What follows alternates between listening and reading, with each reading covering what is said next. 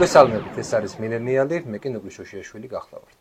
დღეს ჩვენ სტუმრად გვყავს ეკონომისტი ვახტანგ ლომჯარია. გამარჯობა ვახტანგ. ეკონომისტთან ერთად ხარ საჯარო მოხელეც და ამიტომ ორმაგად საინტერესოა თქვენი სტუმრობა ჩვენთვის. დღეს ჩვენ ვისაუბრებთ ისეთ საკითხზე, როგორიც არის საქართველოს ეკონომიკა და ის გამოწვევები, რა გამოწვევებიც გვიდგას ახლა და პერსპექტივები და ის სიზუსტეები, რა სიზუსტეებიც გვაქვს ჯერჯერობით. პატარა რაღაც ისტორიული რაკურსით რო დავიწყოთ, მოდი ძალიან შორსაც რო არ წავიდეთ. თქვათ რომ 90-იან წლებიდან დაიწყო პრივატიზაციის პირველი ტალღა, 2000-იან წლებში იყო მეორე ტალღა და ჩვენ მაშინ ქართულ საზოგადოებას ჯეროდა რომ თავისუფალი ბაზარი მოიტანდა რაღაც მნიშვნელოვან კეთილდღეობას. აღმოჩნდა რომ ესე არ მოხდა. საქართველოს დაკარგა საკუთარი ეკონომიკის მესამედი 90-იან წლებში.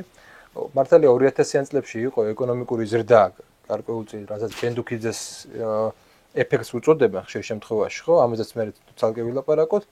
მაგრამ ამ რეფორმებმა სტატისტიკაში შეგვიძლია ვნახოთ, არ გამოიწვია სიღარიბის ვარდნა და არ გამოიწვია რასთავარი უმუშევრობის შემცირება, არ გამოიწვია.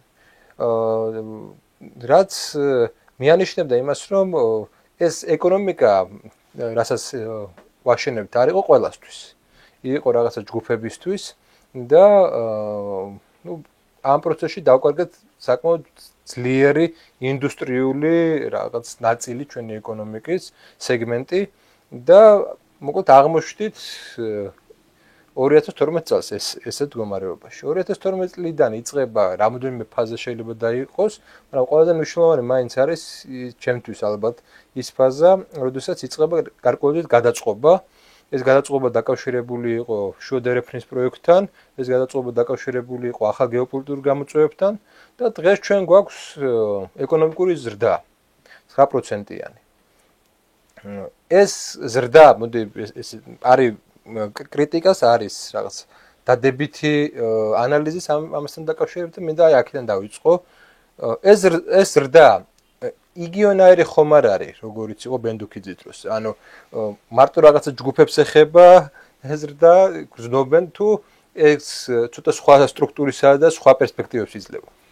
მოგესალმებით, მივესალმები მაყურებელს და მადლობას გიხდით გადაცემაში მოწვევისთვის. ძალიან საინტერესო თემაზე უნდა ვისაუბროთ, რომელიც ჩატევაც ამ დროში ძალიან რთული იქნება, მაგრამ ვეცდები რომ სადაც საშუალება იქნება იქ შევკვეცო, ან უფრო მეტად იმ საკითხებზე ვისაუბრო, რომელზეც რაღაც საინტერესო მომენტებს ვხედავ. Ცალსახად შეიძლება ითქვას, რომ 95 წლამდე რაც ეკონომიკაში ხდებოდა, იყო სრული კატასტროფა და მეორე მხრივ ანალიზისთვის ძალიან რთულად დასანახი მიმართულებები და ყველაზე მეტად სწორედ საქართველოს დაკარგა საკუთარი სიმძლავრეები, როგორც საწარმო, ასევე სხვა მიმართულების და როგორც თუ სწორად მახსოვს 88-99%-იანი ვარდნა იყო საბჭოთა კავშირის დაშლის შემდეგ საქართველოს ეკონომიკაში, რაც იყო რეკორდული მაჩვენებელი მთლიანად ყველა საბჭოთა რესპუბლიკას შორის. 95 წლიდან იწყება ძალიან მნიშვნელოვანი სტაბილიზაციის ერა. სულ ცოტა ხნის წინ იყო ლარის 30 წლიანი იუბილეც და შეიძლება ითქვას, რომ ლარი მსოფლიოში ერთ-ერთი ყველაზე სტაბილური ფულის ნიშანი არის, რომელმაც ძალიან დადებითი როლი ითამაშა საქართველოს ეკონომიკის განვითარებაზე, თუმცა მას ყოველთვის თანადევდა დოლარიზაციის მაღალი მაჩვენებელი, რომლის საწინააღმდეგოდაც ეროვნულ ბანკს პერიოდულად ჰქონდა ხოლმე და აქვს ახლაც პოლიტიკა და ძალიან მივესალმები ამას და ვფიქრობ, რომ ეს არის ძალიან სერიოზული ნაბიჯი საქართველოს გრძელვადიანი შემდგომი განვითარებისთვის და სტაბილიზაციისთვის. რაც შეეხება ბენდუქიძის ეპოქას და თქვენ სწორად აღნიშნეთ ეკონომიკური ზრდა რამდენად იყო ინკლუზიური, რამდენად ეხებოდა ყველა ოჯახს და რამდენად აისახებოდა მთელს საქართველოზე ნამდვილად არ აისახებოდა და ჩვენ თუ შევხედავთ სიღარიბის მაჩვენებელს, კონკრეტულად აბსოლუტური და ფარდობითი სიღარიბის მაჩვენებელს, ფარდობითი სიღარიბის მაჩვენებელი ფაქტობრივად 40%-მდე, 38%-ზე მაღალი იყო 2007 წლებშიც კი არ, 2007 წელს იყო ეკონომიკური ბუმი მსოფლიოში, რომელსაც შემდეგ მოჰყვა 2008 წლის ეკონომიკური კრიზისი, გლობალური ეკონომიკური კრიზისი, რომელიც იმ ეპოქაში, იმ პერიოდში იყო ფაქტობრივად დიდი დეპრესიის შემდეგ ყველაზე დიდი ეკონომიკური კატასტროფა. მაგრამ იქამდე არსებული ეკონომიკური ბუმი წესით გამომწვევი უნდა ყოფილიყო მათ შორის სიღარიბის შემცირებისაც. იმიტომ რომ უზარმაზარი თანხები დებოდა მათ შორის უძრავ ქონებაში, უძრავი ქონების ბაზარზეც, სხვა მიმართულებებითაც. თუმცა ერთ-ერთი რეკორდული მაჩვენებელი აბსოლუტური სიღარიბისა სწორედ 2007 წლის და 2009 წლის მაჩვენებელი შეიძლება ვთქვათ რომ იყო. მოდი, აი მარტო ფაქტები რო არ იყოს, რატომ იყო ესეთი მაჩვენებელი? ესეც რო გითხრა. რთული არის ამის ანალიზი, ამას კვლევა სჭირდება და მე ვთვლი რომ მათ შორის თუნდაც იგივე პრივატიზაციის ან თუნდაც ნებისმიერი სექტორის როლი ქართულ ეკონომიკაზე და სოციალურ-ეკონომიკურ განვითარებაზე არის გამოსაკვლევი. ამას სჭირდება საფუძვლიანი კვლევები, რომ მნიშვნელოვანი სიგნალები დავინახოთ მონაცემებზე დაყრდნობით. მე შეიძლება რაც გარკვეული ვარაუდები მქონდეს, თუმცა რა თქმა უნდა ცხადია რომ იმ პერიოდში უნდა ვივარაუდოთ რომ ეს ზრდა და მათ შორის ყველა ეკონომიკური სარგებელი თავმოყრილი იყო კონკრეტული პლანის გაძლიერებისთვის და მათ შორის სამწუხაროდ ის რომ ბიზნეს რეკეტი და ასობით ათასი საკუთრების გადაფორმება იყო ჩვეულებრივი ნორმა, ეს შეიძლება ვთქვათ რომ იყო ერთ-ერთი გადამწყვეტი იმისა რომ ეკონომიკაში არ იყო სტაბილური მდგრადი განვითარების მაჩვენებლები და არ იყო ფაქტობრივად საფუძველი რომ ყოფილიყო დამჭერები უკან გადავა. მათ შორის ხალხის დამჭერები ვთქვათ რომ არ დაეკარგათ ერთადერთი საცხოვრებელი სახლები, თუნდაც იგივე საკრედიტო და საფინანსო ინსტიტუტებთან ურთიერთობის დროს, თუნდაც იგივე სათამაშო ბიზნესთან ურთიერთობის დროს და ის რომ კონკრეტული ვთქვათ კლანის გაძლიერებისთვის იყო მიმართული სახელმწიფო ინსტრუმენტებიც, რა თქმა უნდა, განაპირობებდა იმას, რომ არ იყო დივერსიფიცირებული ეკონომიკური სარგებელიც. რომლის შემდეგაც ფაქტობრივად შეიძლება ითქვას, რომ დღესდღეობით არის ერთ-ერთი რეკორდული მაჩვენებელი ფარდობით სიღარიბეში და მხოლოდ მოსახლეობის 9.4% ცხოვრობს აბსოლუტური სიღარიბის მიღმა. რაც არის ძალიან კარგი, მაგრამ ამავდროულად არანაირად არ უნდა გვაძლევდეს ესეთი მცირე მოსახლეობის მქონე ქვეყანაში სიმშვიდის საფუძველს და ძალიან მოხარული ვარ და ამაყი ვარ, როცა უმაღლესი ხელისუფლება ხშირად ახსენებს ხოლმე, რომ ძალიან ბევრია კიდევ საკეთებელი, რომ აი ეს სიღარიბე განულისკენ წავიდეს და უმუშევარობა შემცირდეს და გაიზარდოს დასაქმება, რაც ხდება კიდეც, მაგრამ ის რომ ეს არ არის დამაკმაყოფილებელი, ამის აღნიშვნა ძალიან დამაიმედებელია და ნიშნავს იმას, რომ შემდგომი სამუშაოებზე და არსებულის მიზეზებზეც ხდება მნიშვნელოვანი ანალიზის გაკეთება ცენტრალურ ხელისუფლებაში. მოდი ესეთ შეკითხვას დაგისვა. არის სამსახურების ტიპები, ხო? არის განვითარების სამსახური და არის რაღაცნაირი ესეთი გაბერილი ისინი რომ არის. ამ შემთხვევაში ესე იგი მე მესმის, ყოველთვის მესმის რომ საქართველოს ნაირ პატარა ბაზარზე რთულია რომ ბაზარმა ესე იგი უზრუნველყოს ის რომ ყველა დასაქმებული იყოს. ვერ უზრუნველყოს პატარა ბაზარია. ამიტომ ნუ რაღაც ბიუროკრატია ხშირად იბერება, ამიტომ ხდება ის რომ უამრავი ადამიანი საქმდება და ასე შემდეგ. ეგ ერთი მომენტია, მაგრამ რამდენად არის ახლა ორიენტირებული, მოდი ესე ვთქვათ, განვითარების ეკონომიკაზე, ესეთი ეს პოლიტიკა ზოგადად. თუ ეს არის ორიენტირებული იმაზე, რომ სოციალური, მოდი ესე ვთქვათ, აფეთქება არ მოხდეს. აფეთქებები არ მოხდეს. მოგახსენებთ 2 წლის წინ ჩვენს მიერ ჩატარებულ თბილისის ადგილობრივი ეკონომიკური განვითარების ფორუმზე UNDP-ის ადგილობრივი წარმომადგენელს ნიკ ბერესფორდს ჰქონდა ძალიან საინტერესო ანალიზი გაკეთებული, რომლის ფარგლებშიც ნაჩვენები იყო სად იქნებოდა სიღარიბე, რომ არა სოციალური დახმარებები, რომელიც კეთდება. ამასაც თქმა უნდა სახელმწიფოც აკეთებს, თუმცა ჩემთვის განსაკუთრებით საინტერესო იყო ამის ახსნა რა და როგორ. რა თქმა უნდა, ძალიან მნიშვნელოვანი ბიუჯეტი იხარჯება ამ მიმართულებით, თუმცა არ შეიძლება უფრო მნიშვნელოვან რამეში დაიხარჯოს თანხები, ვიდრე არის ადამიანის შიმშილისგან, სიღარიბისგან, თუნდაც ჯანდაცვის სერვისებზე ხელმისაწვდომობისგან დაცვა. ანუ გარკვეული საბაზისო საკითხები, რომელიც არის გადამწყვეტი სიცოცხლის უნარისა და შრომის უნარის შენარჩუნებაში, ხო? ამიტომ მიუხედავად იმისა, რომ ესეთი ხარჯები არის მაღალი, მე ვთვლი, რომ პირიქით, თუ საშუალება იქნება, კიდევ უფრო უნდა გაიზარდოს, მაგრამ ამავდროულად უნდა გაკეთდეს და გაძლიერდეს ასე ვთქვათ, სოციალურ ფენებში უკან გადასვლის განმაპირობებელი ფაქტორების მიმართულებით დამატებით სამუშაოებს გულისხმობ. აი თუნდაც იგივე მაგალითად როგორც ვთქვათ, ამას გარკვეული წლების წინ ამაზე საუბარი მიმდინარეობდა, ბოლო საცხოვრებელი სახლის წაგების შანსი თქვათ იგივე სათამაშო ბიზნესში, თუნდაც კაზინოში, ან თუნდაც გარკვეული გენიალური ბიზნეს გეგმის პარალელურად შენი უკანასკნელი საცხოვრებელი ბინის დაკარგვის შესაძლებლობები, ხო? და განათლებისა და თქვათ ჯანდაცვის საკითხებიც, რა თქმა უნდა, უმნიშვნელოვანესია და შეიძლება ითქვას, რომ 2013 წლის შემდეგ დაწყებული საყოველთაო ჯანდაცვის პროგრამამ არა მარტო იხსნა უამრავი ადამიანის სიცოცხლე და გაზარდა მოსალოდნელი სიცოცხლის ხანგრძლივობა და ადამიანებმა უამრავმა ადამიანმა გაიკეთა ოპერაცია, რომელსაც წლების განმავლობაში ვერ იკეთებდა, არამედ ამან გადაარჩინა უამრავი ოჯახი გაღარიბებისგან. ანუ იმის აუცილებლობისგან, რომ გაიყიდათ საცხოვრებელი სახლი და დაეხარჯათ თანხები გადაუდებელ და აუცილებელ ჯანდაცვის სერვისებზე. ამიტომ ყველაფერი წარმატებული რეფორმა იყო ჯანდაცვა, ეს პირადად ჩემი ოჯახმაც გამოცადა ძალიან დადებით არა მარტო ჩემი ოჯახო, უამრავ ადამიანმა. ეს ერთი მომენტია, მაგრამ მე აი რა მაინტერესებს უფრო. ერთი არის აი ეს როგორც სოციალური პოლიტიკას უყურებთ. მეორე უყურებ თუ არა ისე რომ მაგალითად აი განვითარებას რას უწოდებ, რომ ეხლა შეიძლება სადღაც დასაქმდე, მაგრამ სოციალური კიბე არსებობდეს, რომ შენ რაღაცა შრომის, რაღაცა სწავლის შემდეგ ახვიდე უფრო მაღალ სოციალურ საფეხურს.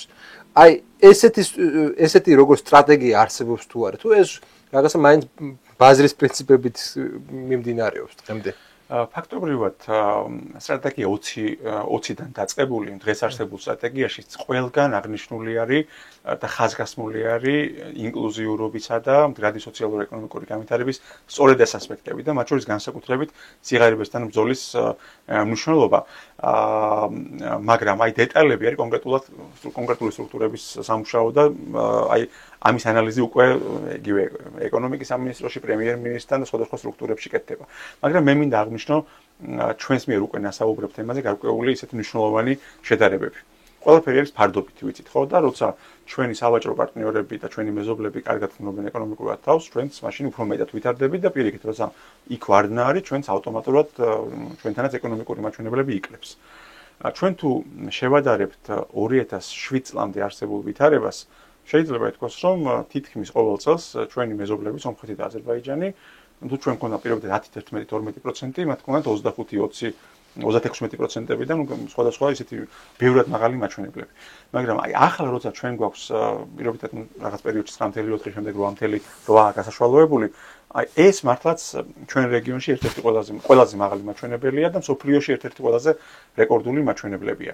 თუმცა ამავდროულად ჩემთვის ძალიან მნიშვნელოვანია აღნიშნოს ის ფაქტიც, რომ ეკონომიკური ზრდა არ არის ცალსახად ბოლომდე საიმედო მაჩვენებელი. არის უმნიშვნელოვანესი მაჩვენებელი და ძალიან კარგად ასახავს გარკვეულ პროცესებს, მაგრამ თუ მარტო ამ ციფრებს შევხედავთ, შეიძლება გამოგვეპაროს გარკვეული თუნდაც იგივე სიღარიბესთან ბრძოლისა და მდგრადი ეკონომიკური განვითარების მაჩვენებლები. ჩემ სტუდენტებთან საუბრის დროს ძალიან ხშირად მომყავს ხოლმე მაგალითი, რომ თუკი ჩვენ საქართველოში მოვჭრით ყველა ხეს და მას ან გადავამუშავებთ ავეჯის სახით ან გავყიდით პირდაპირ მასალის სახით, ეს გვიჩვენებს, რომ იმ წელს გვაქვს უზარმაზარი ეკონომიკური ზრდა, მაგრამ ეს ხო არ იქნება რეალური ეკონომიკური ზრდისა და განვითარების მაჩვენებელი, ეს იქნება მოკლევადიანი პროდუქტის შექმნის მაჩვენებელი, რომელიც ძველვადიან პერიოდში მოგცემს უზარმაზარ კლიმატისა და ჯანმრთელობასთან დაკავშირებულ პრობლემებს, შეიძლება მათ შორის იყოს ფსიქოლოგიური, ნეიროფსიქოლოგიური და სხვა ტიპის პრობლემები, რომელიც დაჯდება უზარმაზარი თანხები, რომ ეს ყველაფერი ვთქვათ გავაუნებელყოთ, ხო? ამიტომ მნიშვნელოვანია, რომ რიცხვები და ინდიკატორები, რომლებზეც საუბარი მიდის მსგავსი პროცესების ანალიზის დროს იყოს კარგად გააზრებული და ერთდროულად უყუროთ რამდენიმე მაჩვენებელს. როცა უყურებთ ეკონომიკურ ზრდას, შევხედოთ ჯინის კოეფიციენტში რა ხდება, სიღარიბის მაჩვენებლებში რა ხდება და აი ბოლო პერიოდში მართლაც რომ ამ კუთხით ერთდროულად ეს ყველა მაჩვენებელი სწორი მიმართულებით მიდის, განსხვავებით 2007 წლისგან. 2008 წლამდე არსებული ბუმს გულისხმობ, როცა ეს მაჩვენებლები სხვადასხვა მიმართულებით მიდიოდა. ქონდა ძალიან მაღალი ეკონომიკური ზრდა, მაგრამ ქონდა გაუარესებები სიღარიბეში. რაც რა თქმა უნდა ნიშნავს იმას, რომ ეკონომიკური ზრდა არ არის სწორ რელსებზე და ამ კუთხით მნიშვნელოვანი არის გარკვეული სწორი ნაბიჯების გადადგმა. მაგრამ რადგან თქვენ დასვით კითხვა, მე გადავალ ისეთ საკითხებზე, როგორც არის არსებული გამოწვევები. მე ვფიქრობ, რომ ერთ-ერთი ყველაზე მთავარი რისკები, რაც საქართველოს ეკონომიკას უდგას და უბრალოდ უამრავ რაღაცასთან არის გადაჭრილი, მაგრამ შეიძლება აფერხებდეს ან არ გვაძლევდეს დამატებით განვითარების საშუალებას. ეს არის მათ შორის დემოგრაფიული პრობლემაც ის რომ ჩვენი მოსახლეობის ზრდა მეტნაკლებად არის არასახარბიელო მიგრაციის პრობლემებია და იგივე თქვათ თუნდაც 2000-იანი წლებიდან დასაწყისიდან ჩვენ და მათ შორის მაგალითად ბალტიისპირეთი და სხვა რეგიონებიც ვართ სამწუხაროდ დემოგრაფიულად ერთ-ერთი ყველაზე მოწყვლადი რეგიონები. აი ამ კუთხით ვთვლი რომ ერთ-ერთი მაშველი რგოლი და გადამწყვეტი მნიშვნელობა შეიძლება იყოს ის, რადგან ვთქვათ ჯეფრი საქსმა ისაუბრა ჩვენს ახლადჩატარებული ფორუმის გახსნაზე, რომ უმნიშვნელოვანესია სამხრეთ კავკასიაში თანამშრომლობა, მათ შორის ეკონომიკურ პროექტებზეც და ის რომ თქვათ ჩვენ მოაზრებული თუ კი ვიქნებით როგორც ერთი დიდი რეგიონი, სადაც მოსახლეობა არის დაახლოებით 15-17 მილიონამდე. აზერბაიჯანის მოსახლეობა ჩემი სტუდენტობის შემდეგ არსებითად არის გაზრდილი და მე როცა ვსწავლობდი მაშინ თუ 8.7 მილიონი იყო დაახლოებით დღეს 10 მილიონზე ცოტათი მეტია. ჩვენი მოსახლეობა ვიცით რომ სამწუხაროდ ბოლო რამდენიმე წელში, ბოლო 20 წელში არსებითად არის შემცირებული და ეს ხელს უშლის გარკვეული ბიზნესების შემოსვლას. ეს ხელს უშლის საქართველოს დანახვას გარკვეული ბიზნესების გახსნის შემთხვევაში რენტაბელობასთან დაკავშირებით და იგივე ჯამში ერთობლივად უკვე სომხეთი, საქართველო, აზერბაიჯანი უკვე ბევრად ძლიერად შეიძლება გამოიყურებოდეს როგორც ეკონომიკურად თქვათ ერთიანი სივრცე. ამავდროულად ერთ-ერთი ყველაზე მაღალი რისკის მქონე საკითხი არის უარყოფითი სავაჭრო სალდო. რაც იწვევს ვალუტის გადინებას, მაგრამ ბოლო წლებში არსებული სიტუაცია ძალიან კარგად უმკლავდება ამ პრობლემას, მაგრამ თუ ამას გადავხედავთ თქვათ 20 წლიან, 30 წლიან პერსპექტივაში, ეს შეიძლება იყოს მაღალი რისკის მატარებელი, ან ამას შეიძლება მარტივად დააგენერიროს გარკვეული კრიზისები. ან უფრო მალე მოიტანოს ჩვენთან გარკვეული სახის კრიზისები და აქ მე თუნდაც ვისაუბრო მინდა იმაზე, რომ რამდენად მნიშვნელოვანია ეკონომიკის სტრუქტურა. ამ შემთხვევაში თავარი ესეთი თურქეთთან, ხო? თავარი პარტნიორი საუჯი პარტნიორი ეს არის თურქეთი. მასთან გვაქვს უარყოფითი სავაჭრო სალდო და ერთ-ერთ მიზეზად სახელდება ის, რომ რეალურად იმის მიუხედავად არის თავისუფალი ვაჭრობის ხელშეკრულება, რეალურად თურქული მხარე მაინც პროტექციონისტულ პოლიტიკას მიმართავს იმ დროს, როდესაც ქართული მხარე ამას არ აკეთებს. და არის ხოლმე გარკვეულწილად ესე იგი კრიტიკა ჩვენი სახელმწიფოს მხრიდან, რომ ის ისევე უნდა მოიქცეს. რამდენად თვლი შენ, რომ ამის პოტენციალი აქვს საქართველოს, რომ ეს გადმოიღოს, ესე ვთქვათ, და შეგვიძლია თუ არა ესე გვაქვს თუ არა ფუფუნება, რომ ჩვენი ეკონომიკა რაღაცნაირად დავიცვათ. ძალიან გრძნობიარე და მნიშვნელოვანი საკითხი არის და უმნიშვნელოვანესიც, მათ შორის როცა ჩვენ გვასწავლიან თქვათ ეკონომიკას, ერთ-ერთი პირველ როცა ვსწავლობთ, ეს არის ის, რომ თავისუფალი ვაჭრობა არის ორმხრივად სასარგებლო და მნიშვნელოვანია, რომ რაშიც ფარდობითი უპირატესობები გაქვს, იზდარგები განავითარო და რაშიც პირიქით მეორე მხარეს ჩვენს პარტნიორებს აქვს ფარდობითი უპირატესობები, მათგან იყიდო შესაბამისი პროდუქცია. თუმცა პრაქტიკაში ვხედავთ იმას, რომ ძლიერი დიდი ეკონომიკები თითქმის ყოველთვის იცავენ საკუთარ ეკონომიკაზე წარმოებას. თუ ერთი მხრივ არის უამრავი დარგი, რომლის მიმართულებითაც დაცვა შეიძლება არ იყოს სწორი, მეორე მხრივ არ შეიძლება იმის არ აღნიშნა, რომ გარკვეული დარგები, მათ შორის თუნდაც სოფლის მეურნეობის დარგები, შეიძლება განიცდიდნენ არასამართლიან კონკურენციას, თუ კი სუბსიდირდება თუნდაც მაგალითად პომიდორის მოყვანა თურქეთში, მაგრამ არ სუბსიდირდება საქართველოში და ან თუნდაც სუბსიდირდება, მაგრამ არათანაბარი სუბსიდია არის, ხო? ამიტომ ამას მჭირდება ძალიან სერიოზული ანალიზები და სცენარების მოდელირება, მაგრამ მე პირადად ვთვლი, რომ თამაშის წესები უნდა იყოს სამართლიანი და რიგი დარგების პროტექციონიზმზე ფიქრი შეიძლება და ვთვლი, რომ არ იქნება ურიგო, იმიტომ რომ თითქმის ყველა ეკონომიკა, რომელმაც უზარმაზარ წარმატებას მიაღწია, ისინი მიმართავდნენ პროტექციონიზმს. სამხრეთ კორეა ვიღოთ, ან იაპონია, ან სხვები, თუნდაც სამხრეთ კორეის ძალიან კარგი მაგალითებია, როცა მათ აიძულეს გარკვეული ეკონომიკები, რომ ადგილზე ეწარმოებინათ რაღაც გარკვეული პროდუქცია, რომელიც შეიძლება დაშლილი სახით კატანა შეიძლება მომხდარიყო და სხვაგან ნაწყობა, მაგრამ აი ეგ მნიშვნელოვანი იყო, რომ სახელმწიფო პოლიტიკამ გარკვეული ეკონომიკები მიიყვანა იმ მდგომარეობაში, რომლებიც აი დღეს არის ერთ-ერთი ყველაზე ძლიერი და წარმატებულები თანამედროვე ტექნოლოგიების გამოყენებაში და ელექტრონულ მმართველობაშიც მათ შორის. აი მეორე ესეთი კრიტიკის ნაწილი არის ის, რომ აი ჩვენი წარმოდგენა აქამდე იყოს, რომ პრივატიზაცია ეს აბსოლუტური სიკეთეა, სწავლენ და არსებობდეს სახელმწიფო კომპანიები, მაგრამ სხვა ქვეყნების სახელმწიფო კომპანიები როდესაც შემოდის, იგივე აზერბაიჯანული სახელმწიფო კომპანიები როდესაც შემოდის, ეს თვითონ პრობლემა არ არის. აი, თავი შეკითხვა ყოველთვის მაგ რატომ არ ქნის ჩვენი სახელმწიფო, არ აქვს მნიშვნელობა, რომელი ხელისუფალია, არ აქვს ამას არცებითი მნიშვნელობა. რატომ არ ქნის საკუთარ სახელმწიფო კომპანიებს? ძალიან ისეთი ზნობიარე კითხვაა და მათ შორის ჩემგან ამ კითხვაზე პასუხის გაცემაც უამრავ ისეთ მნიშვნელოვან სიფრთხილეს საჭიროებს. მე პირადად ვთვლი, რომ აუცილებელია და მნიშვნელოვანია სახელმწიფო კომპანიების განვითარება და თუ მიზეზი ერთი მხრივ არის, რომ სახელმწიფო კომპანიები ხშირად არაეფექტურია, ამას სჭირდება სწორი მართვა და სწორი მენეჯმენტი და ხშირად კერძო კომპანიებიც არაეფექტურები არიან და ამას ერევიან კერძო კომპანიები, მათ შორის რეფორმებით და ცვლილებებით, ხო? და გადაწყობებით თანამედროვე სიახლეებზე. ძალიან კარგია, რომ გაჟღერდა და რაღაც გარკვეული საუბარი წავიდა, თუნდაც იგივე ჰიდრო მიმართულებით, ვთქვათ, ჰიდროჰესების სახელმწიფო საკუთრებაში არსებობის შესაძლებლობებზე, მათ შორის გართულ და კერძო სექტორში მისი შექმნის აუცილებლობა და მათ შორის წლების წინ მე ამაზე ისეთი მნიშვნელოვანი საუბრებიც ჰქონდა ჩემს მეგობრებთან, კოლეგებთან და გუნდთან ერთად, რომ ძალიან კარგი იქნებოდა გარანტირებული მომგებიანი კომპანიების არსებობა სახელმწიფო სექტორში, რომელიც გააძლიერებდა ბიუჯეტს და მათ შორის იქნებოდა ნულოვანი რისკის მატარებელი ფაქტობრივად, ხო? და რთული კითხვაა, მაგრამ მე პირადად ვთვლი, რომ თითოეულ ასეთ კითხვას პასუხს უნდა ასცემდეს კვლევა.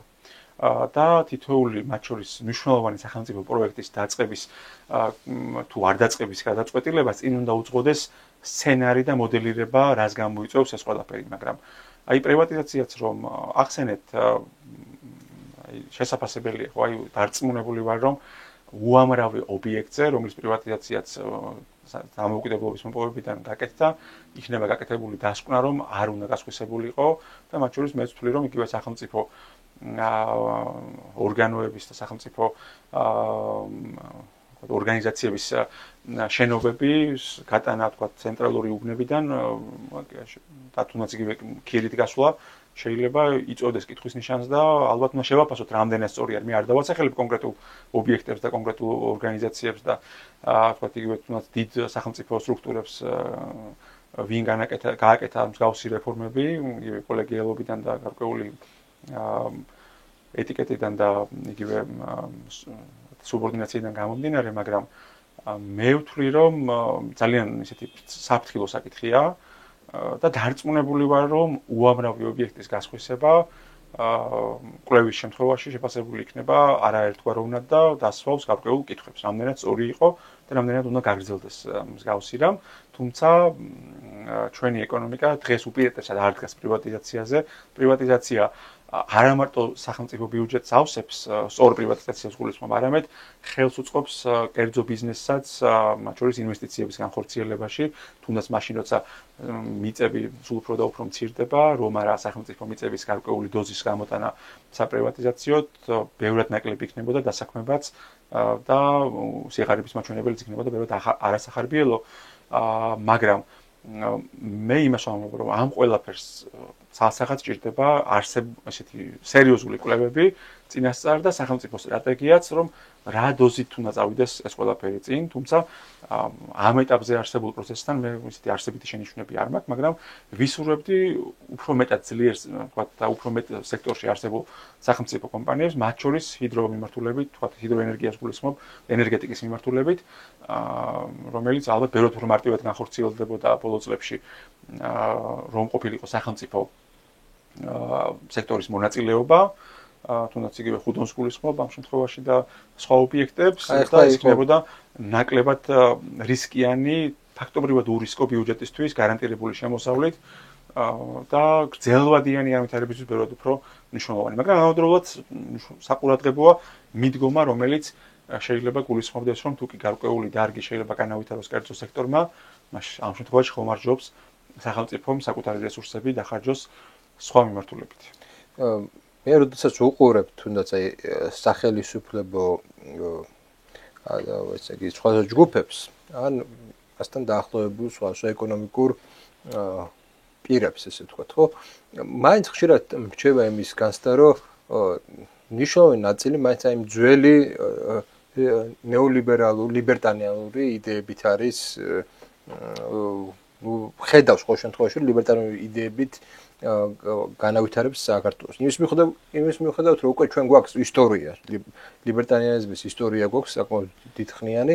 აი ახლა როდესაც სოფლიომ ნახა რომ ჩინეთის ფაქტორით სოფლიომ ნახა რომ თურმე ის ქვეყანა რომელსაც აქვს სახელმწიფო კომპანიები რომელიც ერევა აქვს საკუთარი სტრატეგია რა თქმა უნდა კერძო მიმართულებაც აქვს ნუ ესეთ ეკონომიკას ხშირად შერეულ ეკონომიკასაც უწოდებენ სადაც სოციალიზმის ელემენტიც არის და კაპიტალიზმის ელემენტიც არის რომ ნახა მისი ეფექტურობა ეს ახლა მაინც უფრო შიგნით ახარ და ალბათ აი ამ დისკურსებს ადევნებ თვალს და ხარ ჩართული ამ დისკურსებში არის თუ არა აი მოძლიერებული ის დისკურსი რომ ის როგორც მოქმედებდით თლად ესე იგი ვეღარ გავაგრძელებთ ესე მოქმედებას და საჭიროა აი ჩინეთისგან ვისწავლოთ რაღაცა საჭიროა სხვა მოდელებისგან ვისწავლოთ და რაღაცა ახალი ბიზნესი მივიცოთ ჩვენ ეკონომიკას ეს სტრატეგიული პარტნიორობა და დაახლოება ავტომატურად ხადია უზრუნველყოფს იმასაც რომ მნიშვნელოვან ყურადღებას აქცევ კონკრეტული ქვეყნების განვითარების მოდელებს რომელმაც აჩვენეს წარმოუდგენელი წარმატება აი ხა უყურებდი და ვთქვათ პირობითად თუ კი დაახლოებით 1997 წელს 4-ჯერ აღემატებოდა გერმანიის ეკონომიკა ჩინეთის ეკონომიკას დღესდღეობით პირიქით არის და ფაქტობრივად ჩინეთი იბრუნებს იმ სოფლიო როლს რაც მე-15 საუკუნემდე მას ჰქონდა მაგრამ არ ჩანდა ეს ზედაპირზე და იმის გამო რომ ის არ იყო ინტეგრირებული სოფლიო ეკონომიკაში ამასთან დაკავშირებით ცოდნა და ინფორმაცია გავრცელებული საზოგადოებაში ფართოდ არ არის თუმცა ჩინეთი ყოველთვის უზარმაზარი აქტორი იყო სოფლიო ეკონომიკის მოსახლეობა იქ ყოველთვის რეკორდულად მაღალი იყო სოფლიოს სხვა რეგიონებთან შედარებით და ცალსახად შეიძლება ითქვას ის რომ თუ კი აი რამდენიმე რაღაცა მავნო არსებითად საქართველოს ეკონომიკას ეს იყო საბჭოთა კავშირის დაშლის შემდეგ გაუაზრებელი ეკონომიკის მოდერნიზება რამაც ჩამოშალა და წარმოუდგენლად დიდი ზიანი მიაყენა საქართველოს დემოგრაფიასაც, სოციალურ მდგომარეობასაც და სიღარიბის მაჩვენებლებსაც და მთელ რიგ საკითხებსაც. ამის შემდეგ იწყება უკვე სწორედ ლიბერტარიანული ექსპერიმენტის ნეგატიური გავლენა საქართველოში, რომელიც შეფუთული იყო როგორც თანამედროვე, წარმატებული და ასე შემდეგ, რომლის შანსიც არავის ფაქტობრივად იქამდე არც ერთ ქვეყანაში არ მიუცია, რომ არავის არც ერთ თავმოყარე სახელმწიფოს და მათ შორის შედარებით ნაკლებად განვითარებულ სახელმწიფოებს არ მიუციათ მსგავსი ფუფუნების საშუალება ნეგატიურ კონტექსტში გულისხმობ აქ საკუთარი სოციალური ეკონომიკური ბაზისთვის.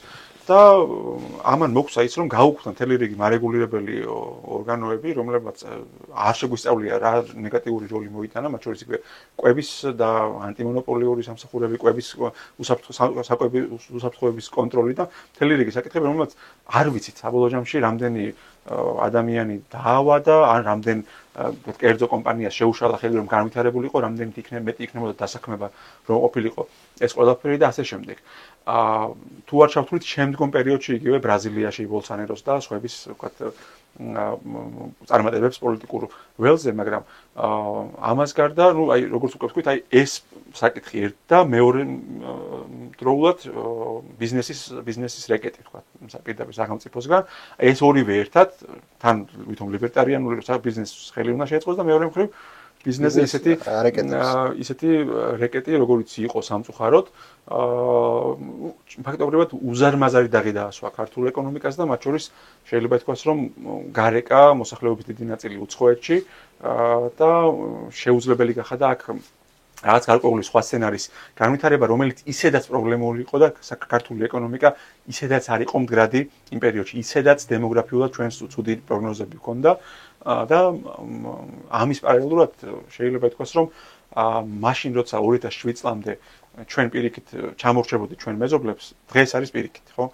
დღეს მაშინ როცა ეკონომიკაში არ არის კეთილსაიმედო პერიოდი და ბოლო 10 წელს შეიძლება ითქვას, რომ ორი მეტნაკლებად ისეთი რთული პერიოდი გადაიარა მსოფლიო ეკონომიკამ და მათ შორის ერთ-ერთი ყველაზე ძლიერი დარტყმა კოვიდის პანდემიის პერიოდში, შეიძლება ითქვას, რომ მიუხედავად ამ ყველაფრისა და შემდგომში უკვე უკრაინაში ომის პერიოდისა ჩვენი ეკონომიკა აჩვენებს წარმოუდგენლად კარგ მაჩვენებლებს მათ შორის სიღარიბის წინააღმდეგ ბრძოლასთან და ეკონომიკის დასთან, შემოსავლების დასთან. Აი თუ პირობითად 2023 წლამდე, 2022-23 წლამდე შემოსავლების და ხელფასების დას მიყვებოდა პარალელურად ძალიან მაღალი ინფლაციის მაჩვენებლები, ანუ რეალური შემოსავლები ფაქტობრივად არ იზრდებოდა. ბოლო 2-3 წელი შეიძლება თქვას, რომ ინფლაცია არის შედარებით დაბალი და ამ ფონზე შემოსავლებისა და ხელფასების ზრდა, რომელიც გვაქვს, უკვე რეალურია და უკვე ფაქტობრივად აისახება არსებითად ოჯახებზე და აქვს ბევრი დადებითი ეფექტი, ვიდრე ვთქვათ სხვა მაჩვენებლებს. და შეიძლება ითქვას, რომ ამ ეტაპზე არსებული მაჩვენებლები ჯამურად შეიძლება ვთქვათ, რომ რეალურად ანვითარებს ქვეყნის ეკონომიკას, თუმცა ეს არ ნიშნავს იმას, რომ არ არის სერიოზული პრობლემები, მათ შორის იმ ოჯახებისთვის, რომლებიც ჯერ კიდევ ვერ ამოვიდნენ სიღარიბიდან. არ უნდა ვიმუშაოთ ამატებით იმ ოჯახებზე, რომლებიც დარჩნენ სამწუხაროდ სიღარიბეში, მიუხედავად იმისა, რომ მათი ფარდობითი მდგომარეობა შეიძლება გაუარეს და ჩვენთვის ძალიან მნიშვნელოვანია, რომ მოსახლეობის უდიდესი ნაწილი თავმოყრილი იყოს საშუალო ფენაში, რომელიც უფრო მეტად არის ორიენტირებული განათლებაზე და შესაბამისად განათლებიდან გამომდინარე შემოსავლის მეტ გენერირებაზე. შესაბამისად, თუნდაც იგივე ჯანდაცვასთვისა და თუნდაც განათლების ხელმისაწვდომობის რეალურ განხორციელებაზე. ხო, ამიტომ აი სოციალური კიბე ძალიან მნიშვნელოვანია რომ იყოს დაცული, რომ ერთი მხრივ ზურგის კარი ქონდეს ქვემოდან ზემოთ მიმომავალ მოსახლეობის ნაწილს, ხოლო პირიქით თუ კი ვინმე ვარდება ზემოდან ქვემოთ, აქ იყოს გარკვეული დამცავი მექანიზმები, თუნდაც იგივე რაღაც გარკვეული რეფორმები, თუნდაც საპენსიო რეფორმა ძალიან მნიშვნელოვანი რეფორმაა მიუხედავად კრიტიკისა, რომელიც ამ კუთხით მიმდინარეობდა და პირიქით ვისურვებდი, რომ წლებით ადრე წინო დაწყებულიყო. პიროვნულად პერსონალურად ჩემთვის ძალიან კარგი იქნებოდა, მაგრამ ამავდროულად შეიძლება ვიმსჯელოთ იმაზე, რამდენად შეიძლებოდა ეს რესურსები და ეს თანხები ალტერნატიულად გამოყენებულიყო, თუნდაც იგივე თურქეთში როგორი მოდელიც არის და ის რომ საპენსიო ფონდები იქ ეკონომიკის ერთ-ერთი მთავარი გენერატორია სხვადასხვა წარმოების განვითარების მიმართულებით, მაგრამ თქვენ ახსენეთ ესე იგი ის რომ პრობლემა არის კარგად მიგრაცია და ახსენეთ აი რაზე თქვენ საუბრობთ ეს არის სახელმწიფოს მიერ გატარებული რეფორმები, მაგრამ არსებობს ესე ტენდენცია, რომ ვისაც გარკვეული შემოსავალი ჰქონდა აი ბოლო 1 წლის განმავლობაში, 2 წლის განმავლობაში, აი ის ადამიანები მიდიან, აი ხშირ შემთხვევაში. ამის ერთ-ერთი მიზეზი არის საბანკო სისტემა. ხშირ შემთხვევაში მაღალი კრედიტები და ის რომ ნუ საბინაო პოლიტიკას არის ერთ-ერთი პრობლემა. მოდი ვთქვათ, საქართველოში არის საბინაო პოლიტიკა ერთ-ერთი პრობლემა. ერთი ის რომ სახელმწიფო ამას აკეთებს, მეორე არის ის რომ სახელმწიფოს გარდა ჩვენ გვაქვს საფინანსო ინსტიტუტები, რომელიც ნუ თქვენ აზრი მაინტერესებს, მაგრამ ჩემი აზრით არის გარკვეული შემაფერხებელი ფაქტორი ჩვენი სოციალური ცხოვრების ხო შემთხვევაში. ეგ ჩემი აზრია, პირადი აზრია რა თქმა უნდა. თუმცა მე არ ამაქვს ხელთ რაღაც მნიშვნელოვანი კვლევები და ასე შემდეგ, მაგრამ აი ემპირიულად რომ შევეკითხოთ ადამიანებს მიზეზები ხო ხშირად აი ესეთი მაღალი კრედიტი საბანკო სისტემა არის პრობლემა. როგორ ხედავთ ამას? და მე შესაძლებელია თუ არა ამის გარკვეულწილად რაღაცა ჩარჩოში მოქცევა. მოგახსენებთ, ძალიან მნიშვნელოვანი კითხვა არის და ძალიან სიფრთხილეა ამ კითხვაზე პასუხის გასაცემად საჭირო და ვეცდები რომ ჩამოვაყალიბო მე რა ვფიქრობ ამასთან დაკავშირებით. ერთი მხრივ საბანკო სისტემა, მათ შორის მათში დასაქმებული ადამიანები და საბანკო სექტორის გავლენა ეკონომიკის განვითარებაზე ნაწილობრივ არის ძალსახად დადებითი და რომ არა საბანკო სექტორი შეიძლება ითქვას რომ ქვეყანას ექნებოდა უზარმაზარი პრობლემები და დასაქმება, სიღარიბის მაჩვენებლების სხვები იქნებოდა ბევრად უფრო უარესი. მაგრამ მე როგორც ადამიანი რომელიც ვთვლი რომ მათ შორის ამ სფეროსაც და სხვა სფეროებსაც ჭირდება ანალიზი და კვლევა მათ გავლენას სოციალურ-ეკონომიკურ განვითარებაზე, აი ზუსტ პასუხს გაგვცემდა კვლევები. რომ მე დარწმუნებული ვარ, რომ იქნებოდა პასუხები გარკვეული ნაწილი ამ საქმიანობის არის დადებითი, ხოლო გარკვეული ნაწილი არის ან იყო უარყოფითი. ანუ ის რომ რეგულაციები გაძლიერდა ამ კუთხით არის ძალსახად კარგი. ის რომ მარტივი აღარ არის კრედიტების აღება, როგორც ადრე იყო, რაც არასწორი მიზნებისთვის არის ძალსახად მნიშვნელოვანი. ის რომ კითხვები ისმის, რომ რამდენად ანვითარებს ქვეყანას მაგალითად მობილური ტელეფონის საყიდლად სტუდენტისთვის მიცემული სესხი, აი ეს უკვე არის დადებითი, მაგრამ მე ვიტყოდი რომ უფრო დიდი პრობლემა არის არა ამ დარგის სიდიდე, არამედ ის რომ მისი კონკურენტი დარგები დარჩა შედარებით განუვითარებელი. მაგალითად, ფასიანი ქაღალდების ბაზარი და საფონდო ბირჟა თუნდაც, რომელიც ჩემი სტუდენტობის დროს მე მათ შორის საფონდო ბირჟაზე ერთ-ერთი კურსის ფარგლებში გავდიოდი, იქ უკვე კურს და საკმაოდ ისეთი კარგი ინფორმაცია და განათლება მივიღეთ იქ არსებულ სიტუაციაზე. ძალიან მიუხედავად იმისა, რომ ბევრად განუვითარებელი იყო საბანკო სისტემასთან შედარებით, მას ჰქონდა განვითარების ძალიან მაღალი ტემპები. მაგრამ სამწუხაროდ ეს ყველაფერი შეჩერდა ბენდუკიცისა და გურგენიძის პერიოდში, როცა საქართველოს ბანკი თავად გახდა მონსტრი და კარგი ეგრეთ ამ შემთხვევაში ძალიან ძლიერი ინსტიტუცია საფონდო ბირჟის საშუალებით, მაგრამ შემდეგ გარკვეულმა ცვლილებებმა, რომელიც ამ კუთხით განხორციელდა, დარგს არ მისცა განვითარების საშუალება და რეალურად შეიძლება ითქვას, რომ ეს ბანკების ინტერესშიც ალბათ იყო, იმიტომ რომ უზარმაზარი რესურსი იყო, რომ შენ არ აგიღო კრედიტი, მაგრამ გამოგეშვა ობლიგაცია, ვთქვათ, და მოსახლეობის ნდობის საფუძველზე მიგიღო თანხა, რომელთაც განავითარებდი შენს ბიზნესს, ან გამოგეშვა აქციები. ეს დღესაც შესაძლებელია, მაგრამ აი ეს ტემპი, რომელიც მაშინ შეიძლება და აკრეფილიყო და დღეს ბევრად ძლიერი ყოფილიყო ეს დარგი, მათ შორის იგივე ამავე სფეროს დამაარსებლების მიხედვით შეფასებული არის ნეგატიურად და ითვლება, რომ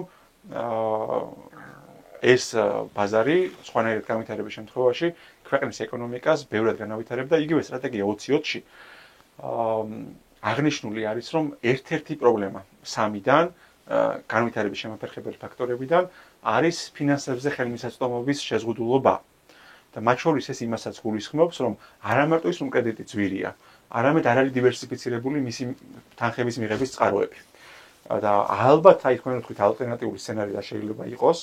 მე ვფიქრობ, რომ მათ შორის საფონდო ბირჟისა და კაპიტალის ბაზრის განვითარება ბიზნესებისთვის იმის შესაძლებლობების მიცემა, რომ სხვადასხვა წარმოებული ფასიანი ქაღალდებით და ფინანსური ინსტრუმენტებით მათ მიეღოთ თანხები და კონკურენცია გაეწიათ ბანკებისთვის, იქნებოდა მნიშვნელოვანი, თუნდაც იგივე საბანკო სექტორის ცოტა გამოცოცხლებისთვის ამ კუთხით, მიუხედავად იმისა, რომ ისინი უზარმაზარ მოგებაზე მუშაობენ,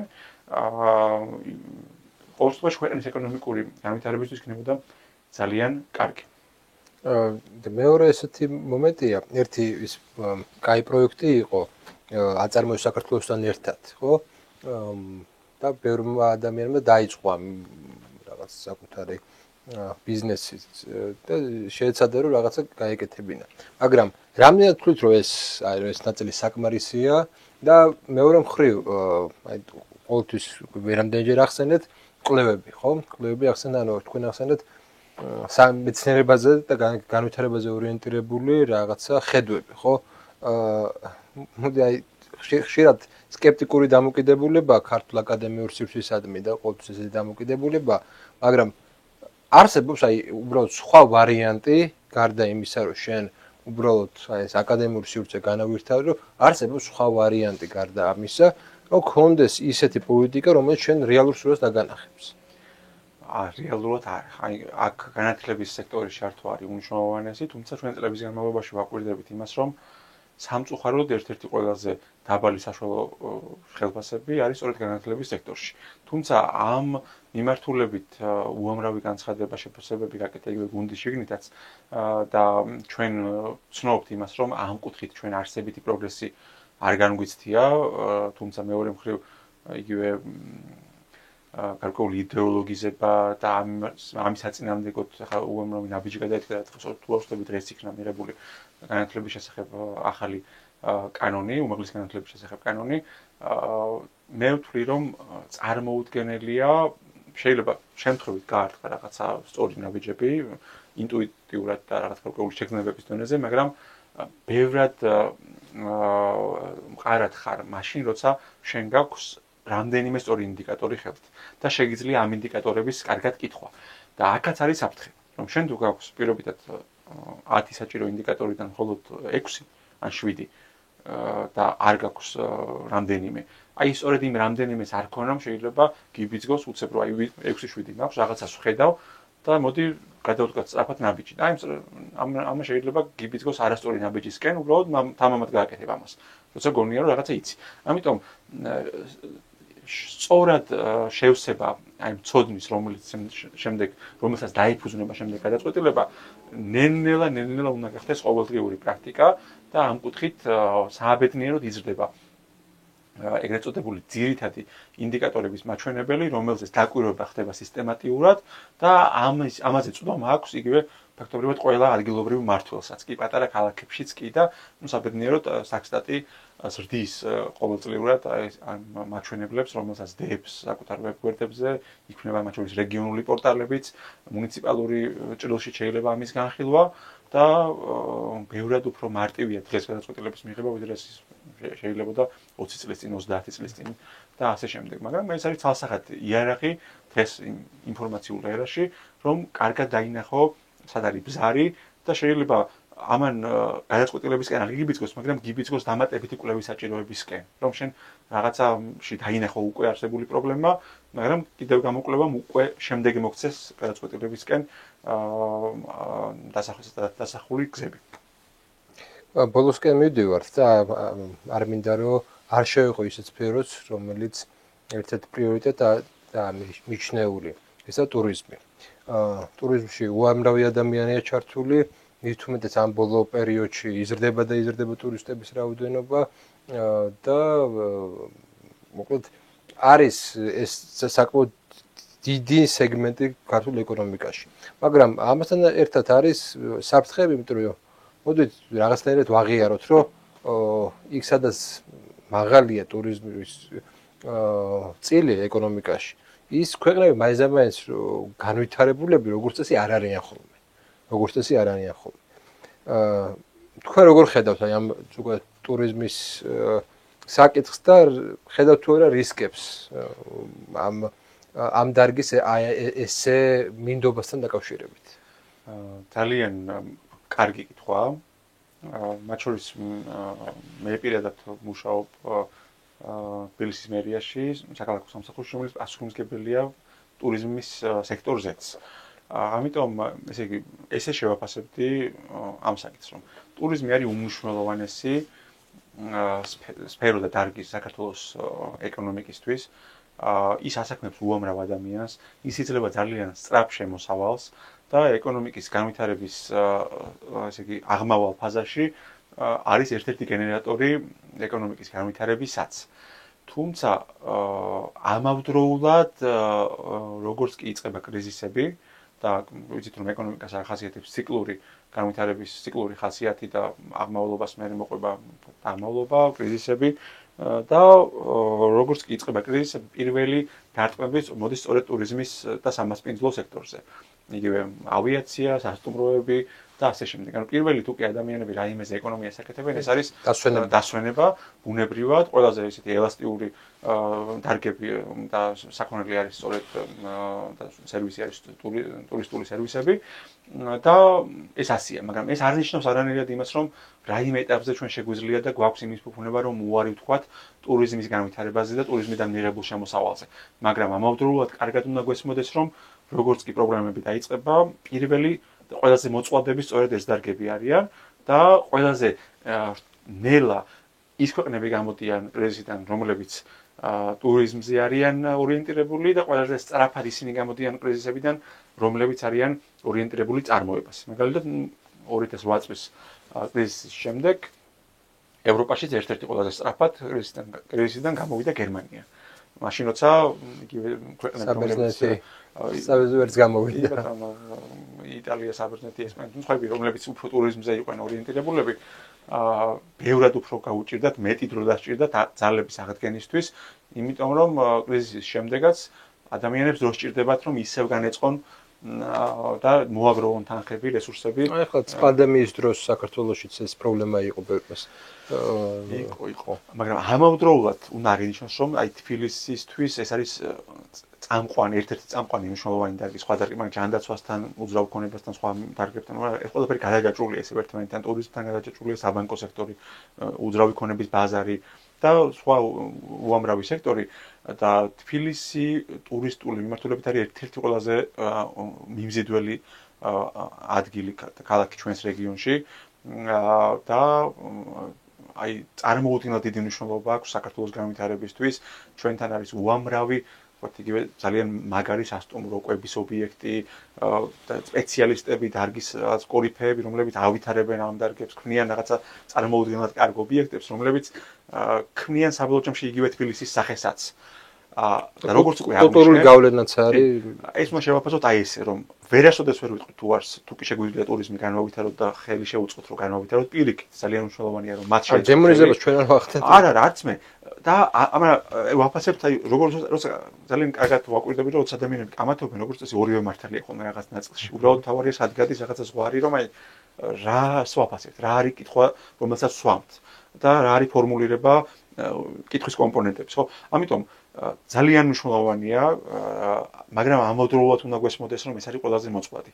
და ჩვენ ბევრად ძლიერები ვიქნებით, თუ კი ძალიან განვავითარებთ ამავდროულად ტურიზმთან და სხვა მომსახურების სფეროებთან ერთად წარმოებასაც, რომელიც როგორც უკვე აღნიშნეთ, იგივე საბაჭო სალდოსთან დაკავშირებით არის გრძელვადიანი, გულისხმობ 20-30 წლიან პერიოდში მნიშვნელოვანი რისკები, რომელიც იწვევს რაღაც ვალუტის გადინებას, დაწოლას იგივე ტურიზმში, როგორც ვიცი, აი იგივე პირსახოცი გინდა, ის გინდა, საპონი გინდა თუ რა მოხმარებს ეს საშუალება, ისაც თურქეთში ძალიან კარგ ნაწილს შეეხეთ ახლა თქვენ და თუნდაც ტურისტების რაოდენობაზე როცა ვამბობთ რომ იზრდება და შემოსავლები ტურიზმიდან იზრდება, ეს შემოსავლები ნაწილობრივ იზრდება მომწოდებლებისთვისაც. იგივე სამშენებლო მასალები, რომლითაც იქნება სასტუმრო, თუ კი ადგილზე არ არის ნაწარმოებები, ხო, ცხადია სარგებელს იღებს თურქული კომპანიები ან სხვა კომპანიები. მასალების წარმოებები. იგივე კვების ინდუსტრიაშიც, თუ კი ჩვენ მოიხმართ ტურისტული ინდუსტრიისთვის პროდუქტებს, რომლებიც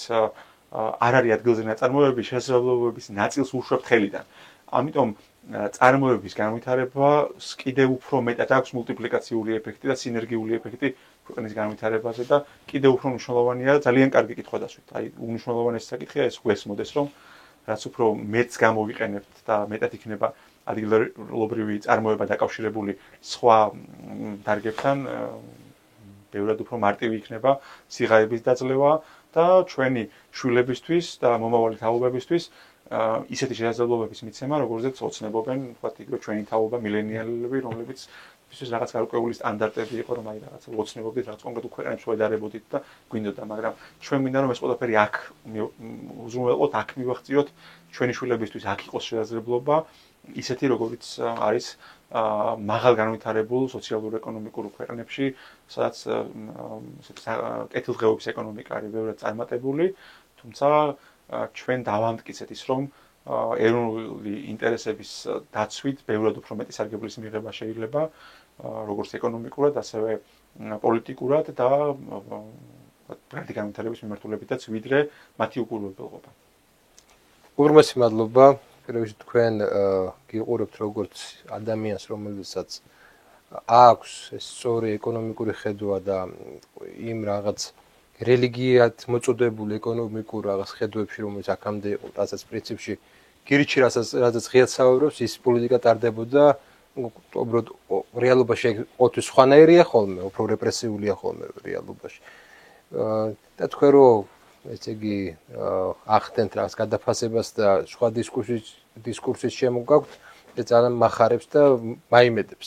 მადლობთ ამისთვის. იმედია თქვენთვის საინტერესო იყო ეს გადაცემა. შეიძლება ბევრი რაღაც ტერმინი იყო ისეთი, რომელიც უცხო იყო ყურისთვის, შეიძლება რაღაც ისეთი საკითხები იყო, რომელიც მოითხოვს გარკვეულ ცოდნას, მაგრამ საჭიროა ეს ცოდნები, საჭიროა ამ ტერმინების გაგება იმისთვის, რომ ჩვენ როგორც საზოგადოებას გქონდეს სწორი ხედვა ჩვენ ეკონომიკაზე. ეკონომიკა არ არის რაღაცა მოცილებული ყოველდღიურ ცხოვრებას. ეს არის ჩვენი ცხოვრების ნაწილი, ეს არის ჩვენი შვილების ცხოვრების ნაწილი, მომავალი თაობის ნაწილი და ამიტომ ჩვენ უნდა ვიყოთ ისეთი საზოგადოება, რომელსაც ესმის საკუთარი ეკონომიკური ინტერესები, ესმის ეკონომიკა როგორც მეცნიერება, ყოველ შემთხვევაში უცხო არ არის ეს მისთვის და აქვს საკუთარი სწორი პოზიცია. უყურეთ გადაცემას, დალაიქეთ, დაწერეთ კომენტარები, აუცილებლად გიპასუხებთ. მადლობა ყურადღებისთვის, მოვა შეხვედრამდე.